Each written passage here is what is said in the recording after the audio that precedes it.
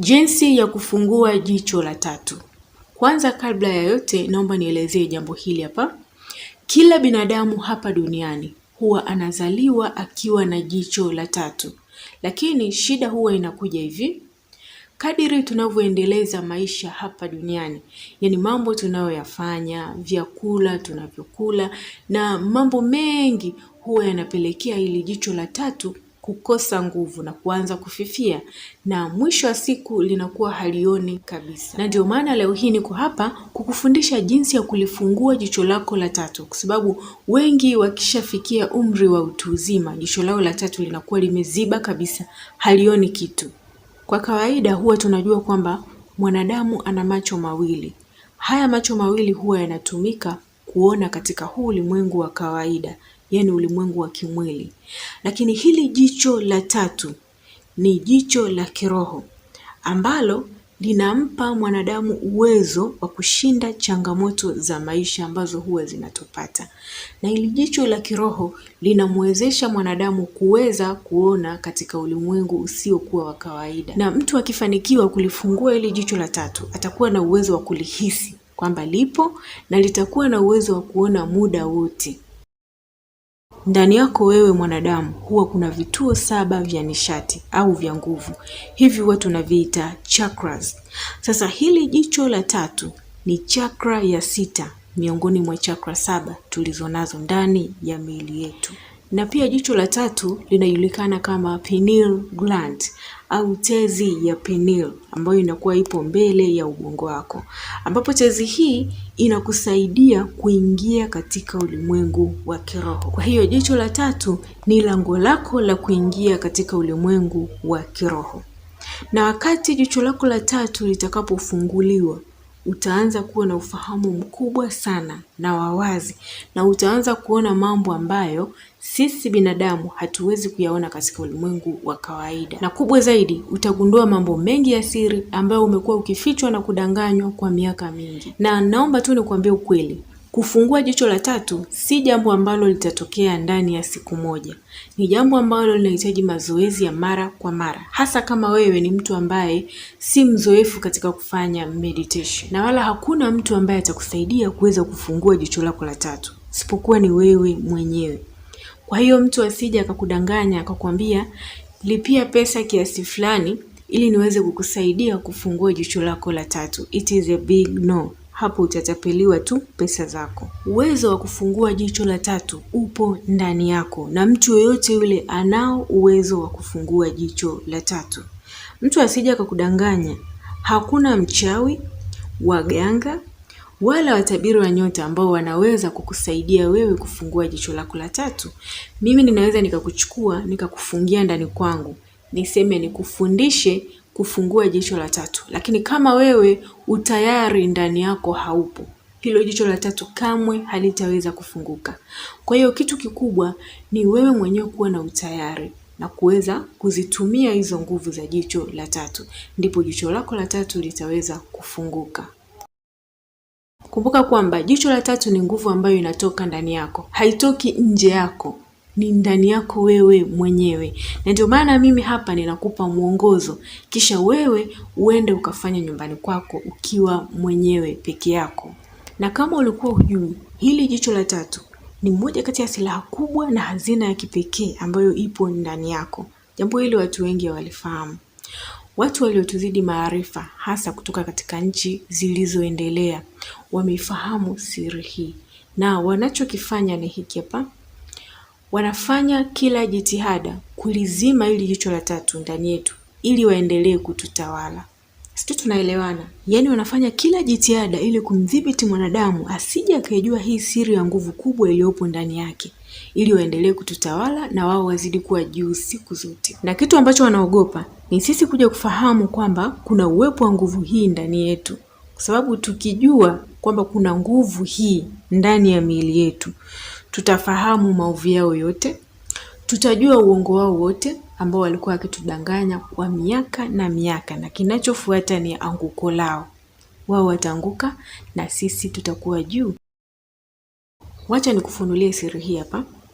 Epuka kutazama TV kwa muda mrefu. Hivi unafahamu kwamba TV imebuniwa ili kudumaza jicho la tatu? Unalifahamu hilo? TV ni moja kati ya maendeleo ya sayansi na teknolojia, na kwa kiasi fulani sisi tunavyoona katika haya macho ya kawaida inatusaidia, lakini wanapotuletea vitu hivi huwa hawatuweki wazi, hawatuambii ukweli. Unapotazama TV kwa muda mrefu unaua jicho lako la tatu, lakini kwa jinsi walivyo design vipindi vilivyopo katika TV vinakufanya wewe uwe ni mtumwa wa TV. Yaani unajikuta ukikaa kuangalia TV kuanzia asubuhi mpaka usiku utoki. Yaani unajikuta kitoka hiki kinafuata hiki kinafuata hiki, na vyote vinakuburudisha, yaani vinakufanya uwe addicted na kutazama TV, na hivyo ndivyo wanavyotaka. Yaani kadiri masaa yanavyozidi kwenda ya wewe kukodolea ile TV, ndivyo ambavyo jicho lako la tatu linazidi kufifia. Na pia hata hizi simu, epuka matumizi ya muda mrefu ya simu. Unakuta mtu kuanzia asubuhi mpaka jioni amekodolea macho kwenye simu yake. Hiyo inaua nguvu ya jicho lako la tatu. Hapa naomba unielewe vizuri sana. Si kwamba napingana na sayansi na teknolojia. Ninachomaanisha ni kwamba watu wengi hasa tulio katika nchi zinazoendelea tumejikuta tumekurupukia hii sayansi na teknolojia, na matokeo yake badala ya kuvitumia vitu hivi kwa faida zaidi, tumejikuta tunapata hasara zaidi. Na kwa bahati mbaya zaidi, wale watu waliosoma na watu ambao wana uwezo wa kiuchumi ndio ambao wamejikuta wanapata hasara zaidi kutokana na hivi vifaa vya kiteknolojia. Pointi yangu kuu ambayo ninaweza kukuambia siku ya leo, kila kitu hapa duniani hakikisha unafanya kwa kiasi. Na yote haya utaweza kuyakontrol endapo utafanikiwa kufungua jicho lako la tatu, na utajua ni nini kinaendelea katika ulimwengu huu. Na pia epuka kutumia vyakula vya kiwandani, yani processed foods. Hivi vyakula bwana vimebuniwa ili kudhoofisha nguvu zetu za ndani, na hasa kudhoofisha jicho lako la tatu, ili uendelee kuwa kipofu na uendelee kutawaliwa na kuishi katika ujinga na kutokujua siri nyingi ambazo umefichwa kwa miaka mingi. Na kuomba tu uendelee kunisikiliza, kwa sababu hili somo ni pana na linahitaji uelewa wa hali ya juu, ili pale wakati utakapoanza kulifungua ujue ni kitu gani unakifanya na kina faida gani katika maisha yako. Kwa hiyo endelea kunisikiliza, kuna kitu kikubwa sana utajifunza katika video hii. Na ukweli mwingine ambao nataka ufahamu, usifikiri kwamba ukifanikiwa kufungua jicho la tatu basi mambo yatakunyookea, yani kila kitu kitakuwa kizuri kwako. Hapana, kuna baadhi ya mambo yatakushtua, mengine yatakupa huzuni, na kwa kiasi kikubwa utakuwa disappointed, kwa sababu kufungua jicho la tatu kutakufanya uone ukweli halisi wa dunia hii ambao viongozi wako wa kidini na wa serikali hawataki kukuambia. Kwa hiyo utajihisi like, yani miaka yote hii mimi nilikuwa wapi? Kwa nini sikufahamu huu ukweli tangu zamani? Kwa hiyo kaa tayari kwa vitu kama hivyo hapo.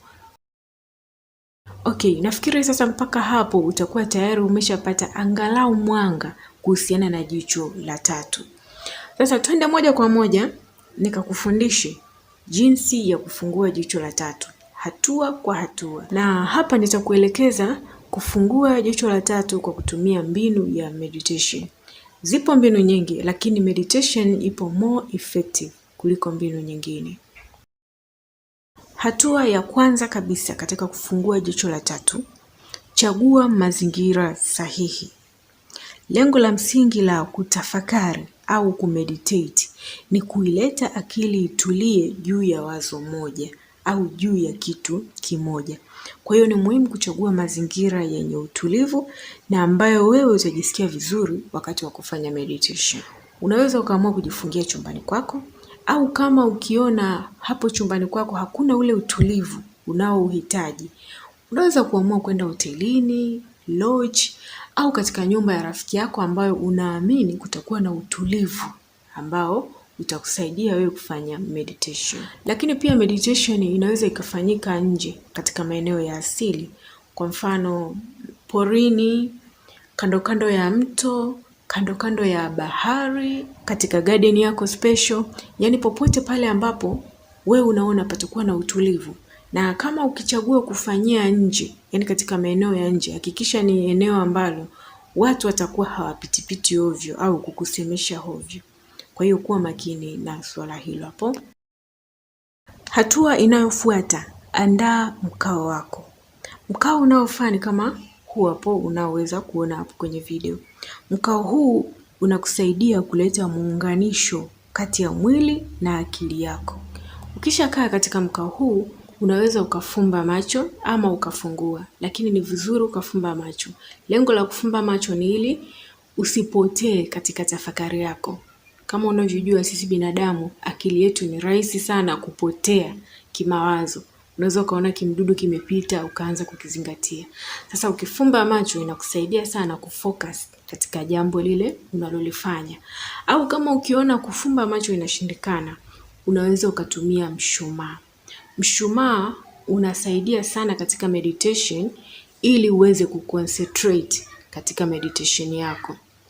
Watu wengi wao wanapenda kutumia mshumaa alafu anauweka mbele yake. Ukishakaa ule mshumaa mbele yako, wewe unakuwa na concentrate na kuangalia ule mwanga wa mshumaa. Ule moto unaowaka pale juu ya mshumaa. Wewe unakuwa unaangalia tu, una concentrate. Hiyo inakusaidia kutokuwazawaza kichwani, yani kutokuwa na mawazo mengine. Focus yako yote inakuwa ipo katika ule moto. Kwa hiyo basi unaweza kuamua kufumba macho au unaweza kuamua kuwasha mshumaa na kukazia macho ili usije ukawazawaza mambo mengine. Na wakati unafanya haya yote, hakikisha concentration yako inakuwa katika eneo la jicho la tatu. Hapa kwenye paji la uso ambapo nimeeleza ndipo jicho la tatu lilipo. Kwa hiyo hakikisha akili yako na hisia zako zote zinakuwa katika hilo eneo. Yaani jaribu kulifeel, jaribu kulizingatia na kuconcentrate katika eneo hilo hapo. Hatua inayofuata ni kuchagua mantra utakayoenda nayo katika meditation. Mantra ni neno au kifungu cha maneno ambacho unakuwa unakitamka kwa kurudia wakati unafanya meditation. Hii mantra inakuwa inasaidia sana kuifanya akili yako ifocus katika hicho kitu unachokitamka. Sasa katika zoezi hili unaweza ukawa unatamka jicho la tatu. Jicho la tatu. Unaweza kutamka kwa sauti au unaweza ukatamka kimoyomoyo. Kwa hiyo wewe wakati umekaa katika mkao huu utakuwa unalitamka hili neno jicho la tatu, jicho la tatu, jicho la tatu kwa kurudia. Hii itasaidia akili yako ifocus katika kitu hicho tu.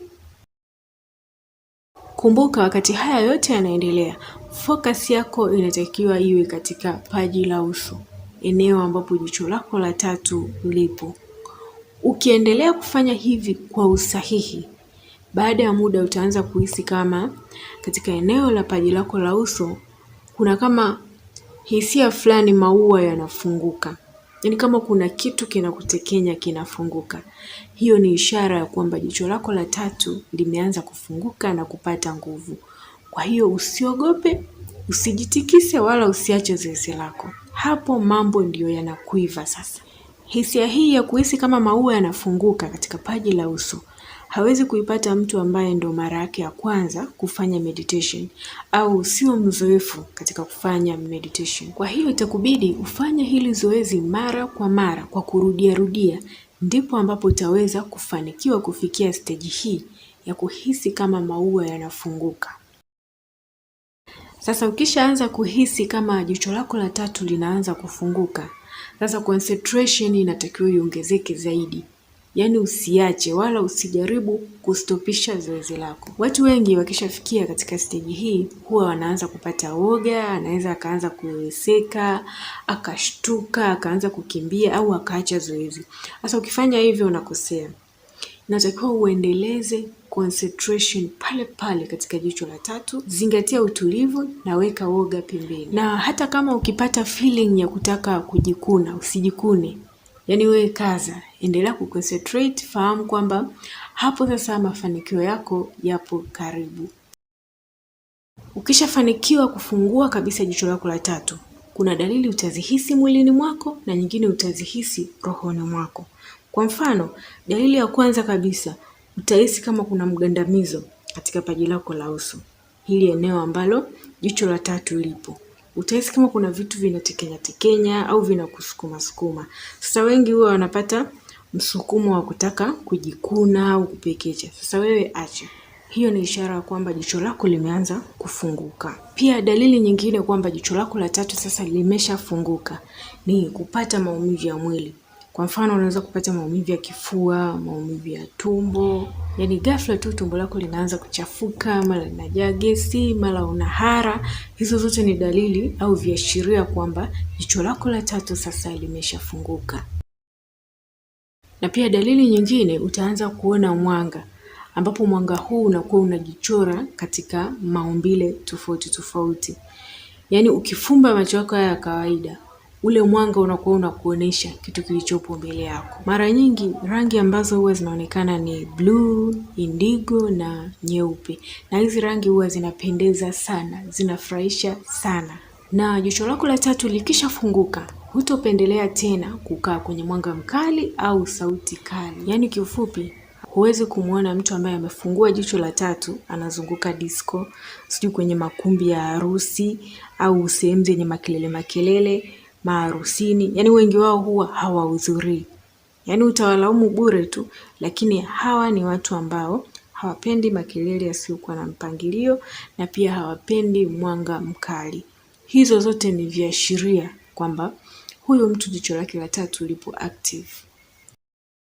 Sasa vipo pia viashiria vya kiroho ambapo ukiviona tambua kwamba jicho lako la tatu tayari lipo active. Kwa mfano, kama wewe ni mwalimu, alafu ukiwa katikati ya kufungua jicho lako la tatu ukaletewa maono, ukajiona unaimba, basi achana na hiyo kazi yako ya ualimu. Ingia katika kuimba. Utajikuta unapata mafanikio ndani ya muda mfupi sana kuliko ambavyo ungeendelea kung'ang'ana na huo ualimu. Na pia baada ya kufungua jicho la tatu, utaanza kuyaelewa maisha yako. Wewe unaweza kusema hapo ulipo unayaelewa maisha yako, unajitambua, unajua nini cha kufanya. Lakini wacha tu nikwambie, kama hujafungua jicho la tatu, hakuna unachoelewa kuhusiana na maisha yako. Ipo hivi, mtu anapofungua jicho la tatu, uelewa wake wa maisha unakuwa ni mkubwa sana. Yaani kiasi kwamba hakuna kitu ambacho kitatokea katika maisha yake akajilaumu. Atafahamu kwamba kila kitu katika maisha yake kinatokea kwa kusudi maalum. Hii itakupelekea kuanza kuletewa watu sahihi katika maisha yako na kwa muda sahihi. Watu hawa watakuwa wanakuongoza katika maisha yako ya kiroho. Na pia jicho lako la tatu likishafunguka, utakuwa ni mtu mwenye kujielewa zaidi kwa kila unachokula. Yaani automatically utaanza kubagua, hiki sistahili kula, hiki nastahili kula. Hiyo ni kutokana na mwongozo unaopata kutokana na jicho lako la tatu kuwa open. Mwili wako utaanza kudai vyakula ambavyo vinaendana na ile mikiki ya jicho la tatu. Kwa hiyo utajikuta unaanza kupenda zaidi vile vyakula vya asili. Yaani vyakula hivi vya kununua, sijui fast foods, utajikuta huna hamnavyo tena. Na pia utajikuta unatamani zaidi kutengeneza mazingira ya asili katika nyumba yako. Kwa mfano, utajikuta unatamani kupanda mti, upande angalau vimaua, vipendezeshe nyumba yako. Yaani from nowhere unajikuta unaanza kutamani nature. Sasa hii ni kwa nini? Ni kwa sababu mwili wako unakuwa tayari unakuamuru kufuata maisha ya kiroho kuliko kufuata maisha ambayo yanakuwa na kunyonya nguvu za kiroho na kukufanya kuwa mtumwa wa maisha ya upofu. Kwa hiyo utajikuta unaongozwa kufanya vile vitu ambavyo vinaamsha mitetemo ndani ya mwili wako. Na pia ukifanikiwa kufungua jicho la tatu, utaanza kupata ndoto za wazi. Yaani kile ambacho unakiota kinakuja kutokea kweli katika uhalisia. Kwa mfano, unaweza ukalala ukaota mvua kubwa sana inanyesha na mafuriko yanatokea. Na kweli unashangaa mkiamka mvua kubwa inanyesha na mafuriko yanatokea. Na pia ukifanikiwa kufungua jicho lako la tatu, utakuwa na uwezo wa kuona kitu kinachokuja kutokea mbele. Hii haitokei katika ndoto, ni katika uhalisia, yaani hivi wazi wazi. Kwa mfano, mnataka kusafiri, alafu mtu anakuambia usipande hili gari, huko mbele litakuja kupata ajali. Na kweli, hilo gari likifika huko mbele linapata ajali. Hayo ni maono yanayotokana na jicho la tatu. Sasa je, wewe utafaidika nini pale unapofungua jicho la tatu? Yaani ni zipi faida za kufungua jicho la tatu? Faida ya kwanza kabisa, utakapofungua jicho la tatu, hakuna mtu ambaye ataweza kukudanganya tena. Hii ni kwa sababu kabla mtu hajakudanganya utakuwa tayari umeshafahamu kwamba huyu mtu anataka kunidanganya. Na hii ndio sababu imepelekea watu waliofanikiwa kufungua jicho la tatu wawe na marafiki wachache. Na pia mtu ambaye amefungua jicho lake la tatu ni ngumu sana kutapeliwa, kwa sababu kabla hujamtapeli tayari ameshajua lengo lako ni nini. Kwa hiyo utafanya mbinu zote unazozijua, lakini yeye atakuwa anakuzoom tu. Na kitu kingine, utaweza kuwasoma watu mawazo yao kwa kuangalia tu. Yaani ukikutana tu na mtu hivi pap, utajua huyu anawaza nini. Je, ananiwazia mabaya au ananiwazia mawazo mazuri? Hii huwa inatokea vipi? Mawazo ya watu unapokutana nao yanakuwa yanasikika kwa sauti. Yaani wewe unakuwa unayasikia kwa sauti. Kwa hiyo utakuwa unaelewa kwa urahisi watu wanakufikiria nini, na je, wanakuwazia mema au mabaya. Na faida nyingine ya kufungua jicho la tatu ni kuwa na uwezo wa kuamuru akili za wengine. Hii tunaita ni telepathy. Hii huwa inakuwa kwa vipi? Yaani kwa mfano unakuta ulikuwa umekaa na mtu anawaza kitu fulani anataka kukuambia, lakini kabla hajakwambia wewe tayari umeshajua. Yaani unakuwa na uwezo wa kujua wazo la mtu kabla yeye hajakwambia. Au unaweza ukawa umekaa unawaza fulani, unasema hivi fulani imekuwaje, alafu hapo hapo anakupigia simu. Kama uliwahi kuwa karibu na mtu mwenye uwezo huu, basi utakuwa unalifahamu ile vizuri kabisa. Pia faida nyingine, utaweza kusikia sauti zinazotoka katika fikra za watu. Utasikia mtu anakuuliza, vipi umeniita au? Wakati muda huo unakuta hujatoa sauti wala hujafanya nini. Ni umewaza tu kwa kulitaja jina lake kimoyomoyo. Sasa ukiona dalili hiyo hapo, fahamu kwamba huyo mtu aliyeitikia hivyo kwamba umeniita au, maana yake ni kwamba jicho lake la tatu lipo active, ana uwezo wa kusikia sauti kutoka katika fikra zako. Faida zipo nyingi sana na bado mambo yapo mengi sana kuhusiana na jicho la tatu. Yaani haya niliyowaambia katika hii video ni kama introduction, ni sehemu ndogo sana kuhusiana na jicho la tatu. Sasa video inayofuata tutaendelea na somo hili kwa upana zaidi ili uweze kuelewa zaidi. Sasa hakikisha una subscribe ili hiyo video inayokuja isije ikakupita. Asante sana.